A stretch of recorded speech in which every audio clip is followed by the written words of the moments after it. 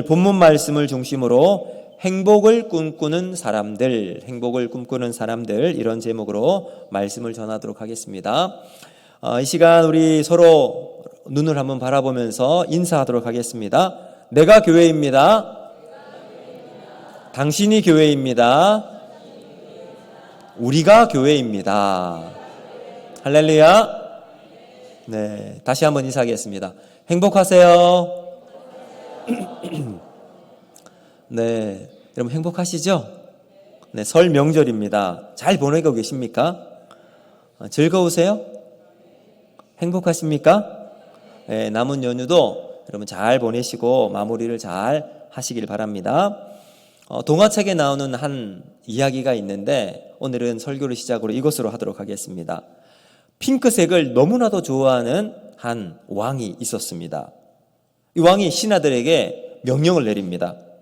내 왕국의 모든 것을 핑크색으로 물들게 하라.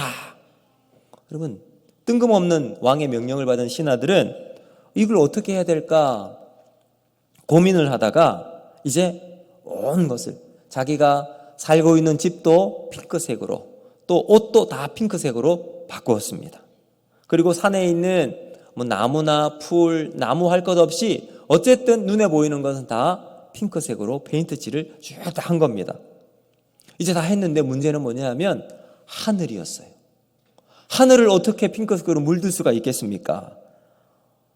하늘이 여전히 파란색, 하늘색이 있으니까 왕이 낙담을 하고 있는데 한 신하가 왕에게 이렇게 이야기를 한, 왕이여, 이 안경을 한번 써보십시오 하면서 핑크색으로 되어 있는 렌즈가 끼어 있는 안경을 씌워 주었습니다. 그랬더니 온 세상이 핑크색으로 보이게 된 겁니다. 그래서 왕은 크게 기뻐했다, 이런 이야기의 동화였다고 합니다. 여러분, 이 왕은 아마 행복한 삶을 평생 살지 않았을까 생각이 듭니다. 아브라함 링컨이 이런 명언을 남겼습니다. 행복은 마음먹기에 달려있다. 여러분, 우리 모두는 세상을 보는 마음의 눈을 가지고 있는데 어떤 눈으로 바라보느냐, 어떤 안경을 쓰고 세상을 보느냐, 이것이 중요하다는 말씀입니다. 여러분, 평생 살아가면서 하나님이 주신 행복의 안경, 감사의 안경을 쓰고 살아가는 우리 모두가 되기를 바랍니다. 여러분, 행복한 삶을 꿈꾸는 사람은 어떻게 살아가야 될 것인가? 오늘 말씀을 통해서 세 가지로 살펴보면서 은혜를 나누고자 하는데, 첫 번째, 행복한 사람은 하나님의 말씀의 눈으로 바라볼 수 있어야 한다라는 겁니다. 오늘 우리 2절 말씀 같이 한번 볼까요?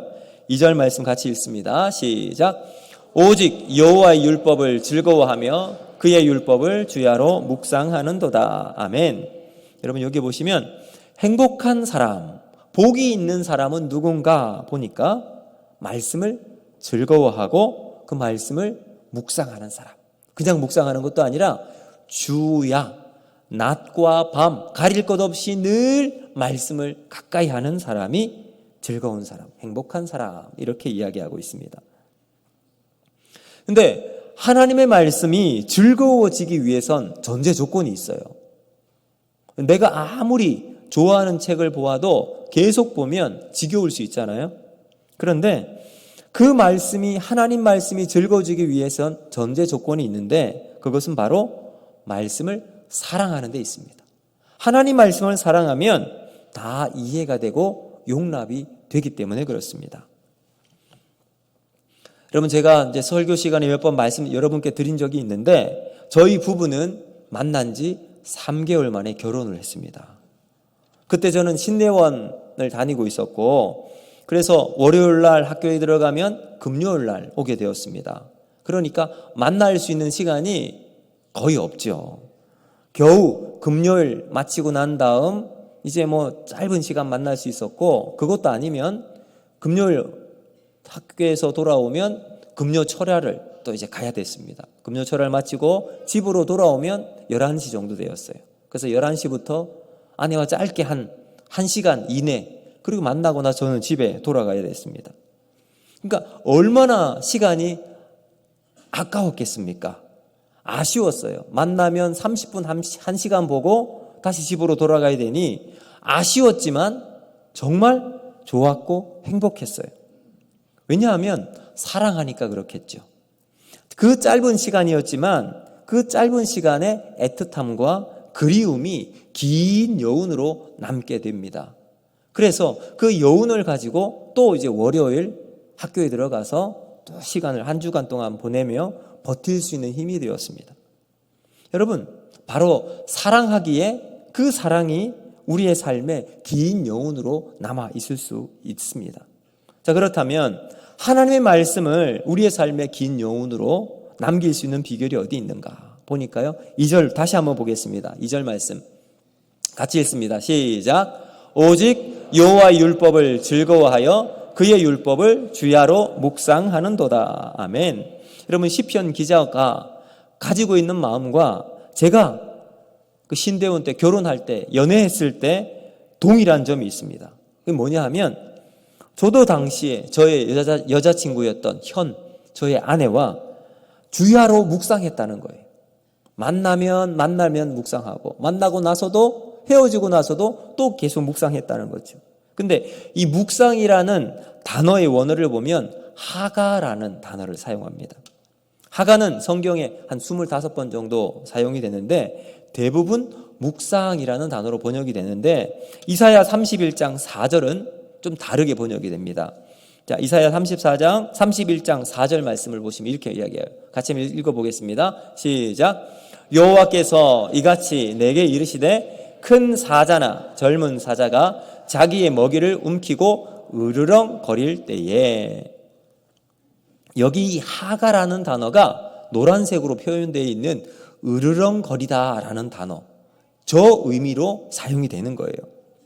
그러니까 여러분, 하가는 묵상이라고 하는데 묵상의 진짜 의미가 뭐냐 하면 으르렁거린다. 그러니까 막 이 으르렁거리다의 뜻을 잘 설명하는 책이 유진 피터슨이 쓴 이 책을 먹어라에 보면 잘 나와 있습니다. 제가 그 부분을 한번 읽어드리도록 하겠습니다. 유진 피터슨이 저 깊은 산골에 이제 집을 짓고 살고 있었는데 한 마리의 강아지를 데리고 살고 있었습니다. 그래서 이렇게 표현을 합니다. 살고 있던 지역이 숲이 우거진 곳으로 늑대와 같은 동물이 자주 나타나는 곳에 살고 있었습니다. 내가 기르던 한 강아지가 있었는데 가끔은 길에서 죽은 동물의 뼈를 발견하고서는 뼈다귀를 뜯으면서 이리 뒤집었다 저리 돌렸다 하며 빨아대고 물어대고 했다. 그리고 나지막하게 으르렁거리는 소리를 듣기도 했는데 즐거움에 푹 빠져 있었고 전혀 서두르지 않았다. 여유롭게 2시간 정도 그것을 뼈를 뜯고 나면 그것을 파묻고 또 파서 먹는다. 그 뼛속에 있는 모든 진액을 쪽쪽 빨아 먹는다. 이렇게 표현했어요. 그러니까 여러분, 이 하가라는 단어의 의미가 어떤 것인지 이해가 되시죠? 이사야도 이 광경처럼 관찰을 하고 기록을 한 것입니다. 큰 사자나 젊은 사자가 자기 먹이를 움키고 으르렁거릴 때에, 여기서 으르렁거린다라는 말과 시편 1편 복 있는 사람을 설명하면서 표현했던 여호와 율법을 즐거워하고 그 율법을 주야로 묵상하는도다. 여러분, 이렇게 연결이 될 수 있는 거죠. 시편 63편 6절을 보면 이렇게도 말씀합니다. 내가 나의 침상에서 주를 기억하고 새벽에 주의 말씀을 작은 소리로 읊조릴 때에 하오리니. 여러분, 이 묵상이 새벽에 조용한 소리로 읊조리는 거예요. 그러니까 조용한 소리로 내고 하나님께 기도하는 것이 것으로 끝나는 것이 아니라 이 묵상은 하나님 말씀을 계속 물고 뜯고 먹으면서 맛을 음미하면서 내 속에 쭉쭉 빨아들이는 의미예요. 그래서 여러분, 시편 34편 8절은 또 이렇게 말씀합니다. 같이 한번 읽어보겠습니다. 시작. 너희는 여호와의 선하심을 맛보아 알지어다. 여러분, 이거 바로 이거예요. 하나님 말씀 묵상한다는 것은요, 하나님의 선하심을 맛보아 알아가는 겁니다. 묵상은 작은 소리로 기도하는 것 이상입니다. 그것은 하나님 말씀을 먹는 거예요. 하나님 말씀을 맛을 보고 음미하고 그것을 내 안에 채워나가는 과정입니다. 그래서 하나님 말씀을 단순히 문자적으로 읽고 넘어가는 것이 아니라 이것이 내 안에 삶이 되어서 점점 내 전부가 되어지는 것이죠. 나의 인생의 삶 속에 차곡차곡 하나님 말씀을 채워넣는 과정이라고 보시면 됩니다. 그럼 우리도 그렇잖아요. 우리가 음식을 먹고 나면 그 음식물이 내 살과 피가 됩니다. 우리의 신경과 근육에 잘 흡수가 되어서 말과 행동으로 나타나게 되죠. 그래서 우리가 살아갈 수 있는 힘이 됩니다. 그럼 이것을 너무나도 잘 알고 있는 성경 에스겔 선지자는 이렇게 말을 합니다. 에스겔 3장 2절과 3절 말씀 같이 한번 보겠습니다. 시작. 내가 입을 벌리니 그가 그 두루마리를 내게 먹이시며 내게 이르시되 인자야 내가 내게 주는 이 두루마리로 내 배에 넣으며 내 창자에 채우라 하시기에 내가 먹으니 그것이 내 입에 달기가 꿀 같더라. 아멘. 여러분 보세요. 여기도 똑같죠. 하나님 말씀을 자기 입에 넣었더니 그 말씀이 자기 배에 점점 채워지고 달기가 꿀같이 된다라고 이야기합니다. 예레미야 선지자도 15장 16절에 이렇게 말씀합니다. 같이 읽습니다. 시작. 내가 주의 말씀을 얻어 먹었사오니 주의 말씀은 내게 기쁨과 내 마음에 즐거움이 된다. 보세요. 하나님 말씀을 먹으니까 그 말씀이 자신에게 기쁨과 즐거움이 된대요. 이것으로 끝나는 것이 아니라 시편 119편 103절도 동일한 말씀인데 이렇게 말씀합니다. 시작. 주의 말씀의 맛이 내게 어찌 그리 단지요 내 입에 꿀보다 더 다니이다. 아멘. 그럼 말씀이 우리 안에 들어오게 될 때 그 말씀이 꿀처럼 꿀송이보다 더 단 생명의 말씀이 되는 비결이 어디에 있을까요? 바로 하나님의 말씀이 내 영혼에 참된 양식이 될 때 그렇게 될 수 있다는 겁니다. 그러므로 사랑하는 성도 여러분, 참된 행복을 누리시기를 바라십니까? 그렇다면 살아있는 하나님의 말씀을 우리는 늘 먹어야 할 줄로 믿습니다. 여러분, 그것이 바로 묵상이에요. 우리가 묵상하다라고 할 때 늘 우리가 말씀을 가까이 하며 읽잖아요. 그 읽으면서 내 영혼의 살과 피가 되는 것처럼 그러기 위해서는 말씀을 잘 씹어야 합니다. 말씀을 잘 씹고 내 영혼에 흡수가 될 수 있도록 만들어야 되는 거죠. 우리는 사람이 모일 때면 우리 사람을 잘 씹는 경우가 많습니다. 사람만 씹고 뜯지 마시고 말씀을 잘 씹으시길 바랍니다. 찰지게 말씀을 좀 씹으시길 바랍니다. 그러면 그 말씀의 맛이 내 영혼을 만족하게 만듭니다. 그래서 말씀의 맛을 느끼고 우리 평생에 그 말씀이 내 영혼을 이끌어 나가는 생명의 공급처가 되어지기는 은혜가 있는 우리 모두가 되기를 바랍니다. 여러분, 그러면 참된 행복을 우리가 경험할 수 있게 돼요. 그럴 때 하나님의 은혜가 우리 속에 나타나게 되는 거죠. 말씀이 우리 속에 잘 소화가 되어지면 그것이 우리의 삶으로 나타나게 되죠. 그 소화된 말씀을 가지고 살아가는 사람들, 오늘 우리가 모였잖아요. 이곳에 예배드리는 우리가 그 우리의 삶의 모습을 통해서 새로운 문화를 만들어 나가는 거예요. 교회에서 하나님을 찬양하고 예배하는 것이 문화가 되어지면 이것이 세상의 영향력이 펼쳐나가게 되는 것처럼 오늘 우리가 살아있는 하나님의 말씀을 먹고 즐기며 그 말씀을 통해서 모두가 함께 하나님의 영광을 드러낼 때 우리를 통해서 선한 하나님의 나라를 이끌어 나가고 만들어 나가는 저와 여러분이 되기를 주님의 이름으로 축복합니다. 두 번째, 우리는 어떻게 행복한 삶을 살아갈 수 있는가? 내가 있어야 할 자리를 알아야 한다라는 겁니다. 우리 다시 한번 1절 말씀을 같이 보도록 하겠습니다. 시작. 복 있는 사람은 악인들의 꾀를 따르지 아니하며 죄인들의 길에 서지 아니하며 오만한 자들의 자리에 앉지 아니하고. 아멘. 여러분, 죄인들의 길에 서지 않는 것과 오만한 자들의 자리에 앉지 않는 것, 이것은 있어야 할 자리에 있는 거죠. 각자 자기의 자리를 잘 지키는 겁니다. 그럼 자기 자리를 잃어버리는 것은 본연의 아름다움과 본질을 잃어버리는 겁니다. 가정의 질서는 아버지가 아버지의 자리를 지키고 아들과 딸, 우리 자녀들이 그 자리를 잘 지킬 때 가정의 질서가 이루어집니다. 이게 무너지면 뭐가 일어나죠?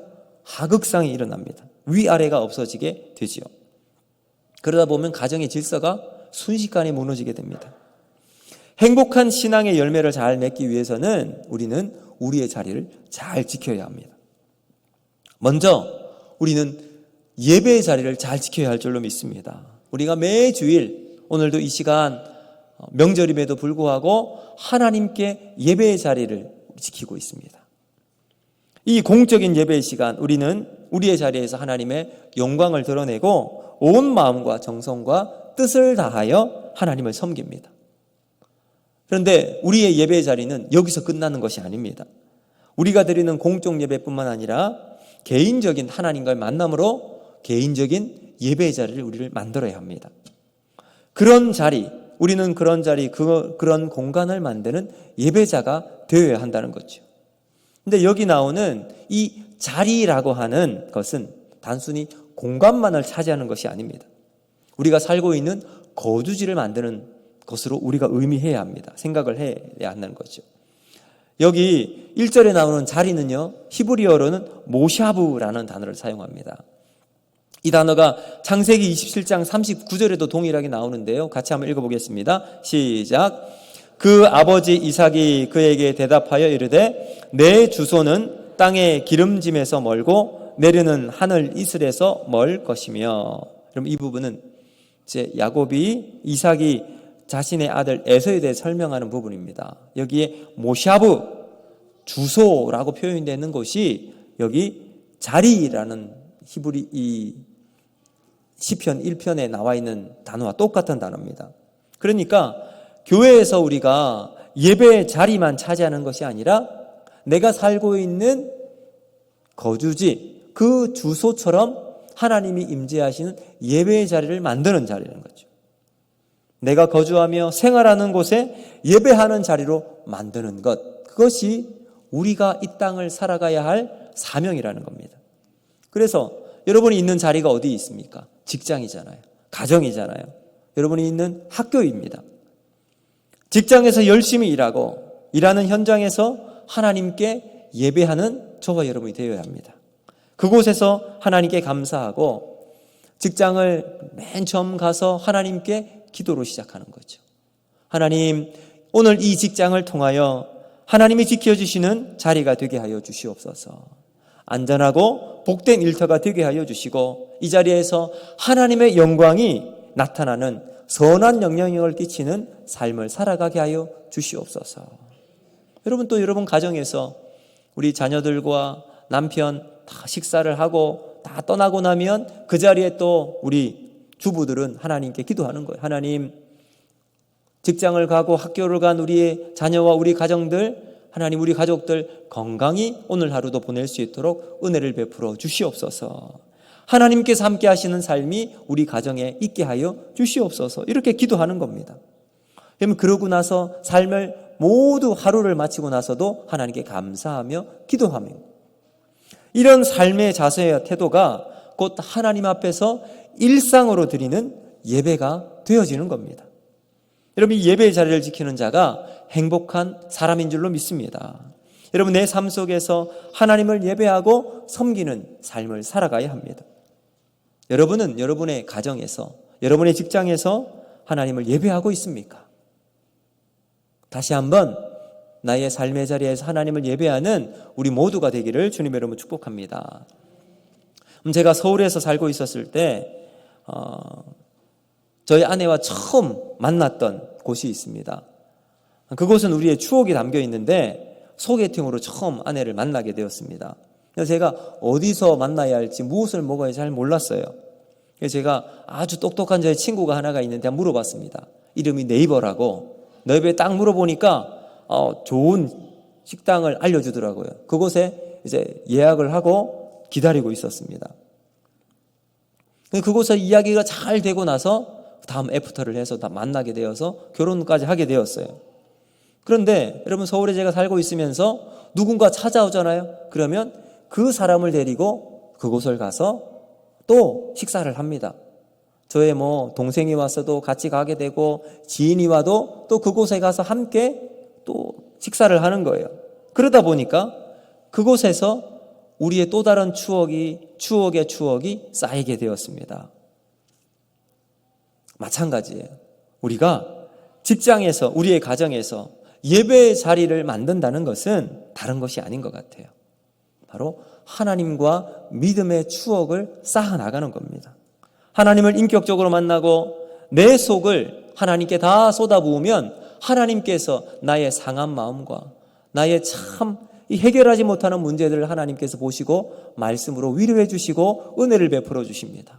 그래서 그 시간의 다시 한번 회복의 시간이 되어지게 되는 거죠. 그러면서 우리의 삶에 영적인 추억이 하나씩 하나씩 쌓여지게 됩니다. 여러분, 처음 하나님과의 만남이 작은 은혜로부터 경험을 하고 그 위에 또 다른 은혜를 쌓아나가죠.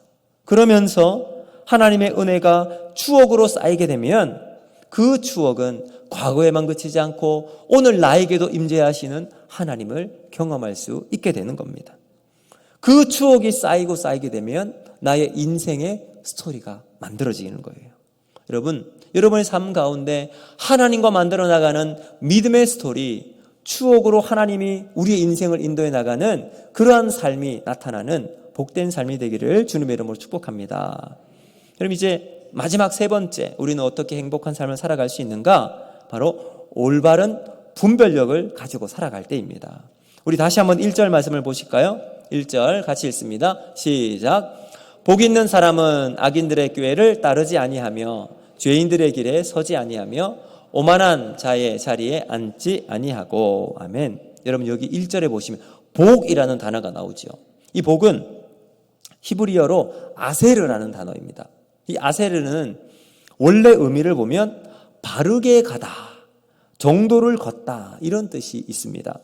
그러니까 복은 다른 게 아니라 바른 길을 걸어가는, 똑바로 가야 할 길을 가는 것이 바로 복이라는 의미입니다.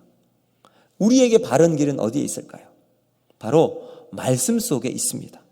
말씀의 길에서 벗어나지 않고 말씀이 이끄는 대로 한 걸음 걸음을 걸어 나가는 데 있습니다. 그런데 여러분, 우리가 그 길을 걸어 나가고 싶잖아요. 여기서 벗어나고 싶은 사람은 아무도 없을 겁니다. 그런데 여러분, 이 죄라고 하는 것은요, 집요합니다. 우리가 그 길을 걸어 나가려고 하면 계속해서 우리를 곁길로 잡아당겨요. 그래서 여러분, 죄라고 하는 말 자체도요, 목표에서 벗어나게 하다라는 의미가 있어요. 우리가 화살을 쏠 때 관역이 있잖아요. 관역. 그 관역에서 벗어나게 만드는 게 죄예요. 그게 하마르티아라는 말입니다. 그래서 여러분, 1절에 보면 세 가지 동사가 나와요. 죄가요, 어떻게 하는지 보세요. 복 있는 사람은 악인들의 꾀를 따르지 아니하며. 죄가요, 계속해서 쫓아다닙니다. 따릅니다. 영어로는 walk이라고 나와있어요. 걷다라는 말. 그 다음, 죄인들의 길에 서지 않는다. 서다라고 이야기해요. 그 다음, 오만한 자리에 앉지 않는다. sit. 그러니까 여러분, 죄가요, 우리 옆에서 항상 걷고 걸어다니는 우리를 멈추게 하고, 멈추게 한 다음, 그 다음 주저앉게 만들어요. 그러니까 이 죄가 정도를 걸어나간 우리에게 잠깐 서게 하고 곁길로 빠지게 한 다음 이제 아예 그 길로 주저앉게 만든다는 겁니다. 그럼 죄가 그런 속성이 있으니까 죄에 한번 빠지게 되면 벗어나기가 그만큼 힘든 겁니다. 여러분, 오늘 우리가 하나님께서 믿음의 정도를 걸어 나가려고 할 때 이 죄의 유혹을 벗어날 수 있도록 만들어 나가는 것. 그러면 행복한 사람은 누군가? 이걸 잘 분별하는 데 있는 분별력을 가지고 있다는 거죠. 무엇이 의인지, 무엇이 선인지, 무엇이 악인지, 무엇이 하나님이 기뻐하시는 것인지 잘 분별할 때 하나님의 뜻이 무엇인지 깨닫는 사람이 지혜롭고 행복한 삶을 살아갈 수 있는 사람입니다. 우리 예수님을 보세요. 예수님은 세상의 길과 십자가의 길 가운데 십자가의 길을 선택합니다. 좁고 협착하고 어려움과 고난이 있는 길임에도 불구하고 예수님께서 십자가의 길을 선택하고 그 길을 걸어가십니다.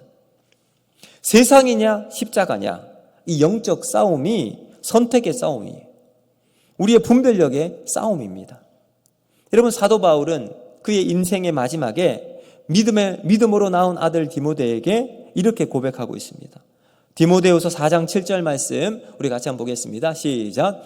나는 선한 싸움을 싸우고 나의 달려갈 길을 마치고 믿음을 지켰으니. 아멘. 그럼 바울이 자신의 영적 아들 디모데에게 뭐라고 말합니까? 나는 믿음의 싸움을 끝까지 싸웠다. 달려갈 길을 마치고 믿음을 지켰다. 여러분, 바울에게 있었던 영적 분별력을, 이 영적 전쟁 가운데 내가 끝까지 믿음을 지켰다는 아름다운 고백을 하고 있습니다. 그럼 다니엘을 한번 보세요. 어린 나이에 왕의 사내 진미를 눈앞에 딱 두고서 이거 먹어 했을 때 다니엘이 뭐라고 합니까? 저는 이거 안 먹겠습니다. 저는 하나님 말씀을 지키기 위해서 이거 먹지 않겠습니다. 죽음 앞에서도 거부합니다. 믿음을 보였던 다니엘. 여러분, 에스더도 동일합니다. 죽음은 죽으리라 기도하면서 왕 앞에 나아갈 때 민족을 살리는 역사를 이룰 수가 있었습니다. 사랑하는 성도 여러분, 누가 용기 있는 사람일까요? 바른 것을 알아보는 센스, 영적 분별력이 있을 때 여러분, 이 용기가 그 사람 속에 생기게 됩니다. 그럴 때 올바른 것, 바른 것을 선택할 수가 있습니다. 그러면서 과감해질 수 있는 거예요. 세상의 불의 앞에 하나님 말씀을 지키기 위해서 내 것을 포기하고 때로는 나에게 손해가 될 때에도 과감하게 그것을 걸어갈 수 있고 용기를 가지고 선택할 수 있게 되는 거죠. 그럼 이 용기 있는 삶을 살아갔던 수많은 우리 믿음의 조상들이 성경에 나와 있을 뿐만 아니라 특별히 우리 나라에 복음을 전해주러 왔던 우리 선교사님들의 인생을 보면, 그 삶을 보면 참 이 믿음의 용기 있음을 우리가 발견할 수가 있습니다. 여러분, 켄드릭 선교사님은 이렇게 했습니다. 만약 나에게 목숨이 1000개를 주어지게 된다면 그 1000개의 목숨을 모두 이 땅 조선을 위해 바치리라. 그러면 어떻게 이런 말을 할 수 있을까요? 복음에 이런 분별력을 가지고 용기가 있었기 때문에 이런 말을 할 수 있었던 겁니다. 헤론이라는 선교사님은 20대에 미국의 아주 유명한 대학의 교수직을 청빙받았습니다. 그런데 그것 고사하고 이름도 알지 못하고 어디 있는지도 모르는 조선을 위해서 예수 십자가 붙들고 이 땅에 왔습니다. 복음을 증거하다가 젊은 나이에 이질에 걸려서 자신의 목숨을 버렸어요. 하나님의 부름을 받았습니다. 여러분, 어떤 선교사님은 아이가 지금 죽음의 위협에 병에 걸려 있는데 그 아이를 위해 달려가지 않고 끝까지 조선을 위해서 복음을 증거하며 이 땅에 목숨을, 뼈를 묻은 선교사님도 계십니다.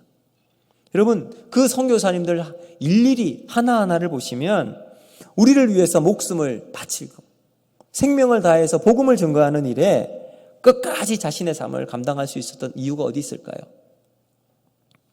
무모해 보일 정도로 용기 있고 과감하게 그 일을 감당할 수 있었던 비결이 어디 있는가? 바로 그것이 하나님이 자신에게 주신 사명임을 깨달았기 때문입니다. 목숨보다 소중한 사명, 생명보다 소중한 그 은혜를 자기가 소유했기 때문에 하나님이 주신 그 일을 끝까지 감당할 수 있었습니다. 사랑하는 성도 여러분, 오늘 우리도 우리가 걸어가야 할 길을 선택해야 합니다. 세상으로 향하는 길이 있고 하나님이 우리에게 주신 생명의 길이 있습니다. 그 생명의 길은 십자가의 길일 수 있습니다. 그 길, 이 두 길 가운데 우리는 어느 길을 걸어가야 할까요? 이제 말씀을 마치도록 하겠습니다. 여러분, 다시 한번 제가 처음 서두에 여러분께 질문 드렸던, 여러분은 지금 행복하십니까?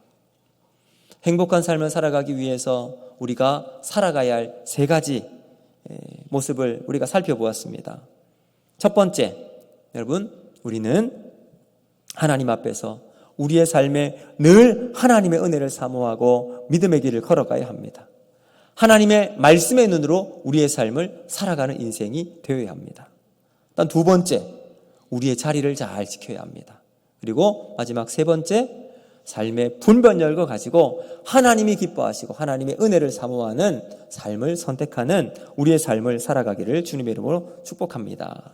바라기는 오늘 이 자리에서 하나님 앞에 예배드리는 우리 모두가 하나님이 만지시는 은혜의 예배가 되어지고 말씀을 묵상하고 자리를 지키고 하나님께 영적 분별력을 가져서 내 영혼을 채우시는, 하나님을 만나고 동행하고 살아가는 저와 여러분이 되기를 주님의 이름으로 축복합니다.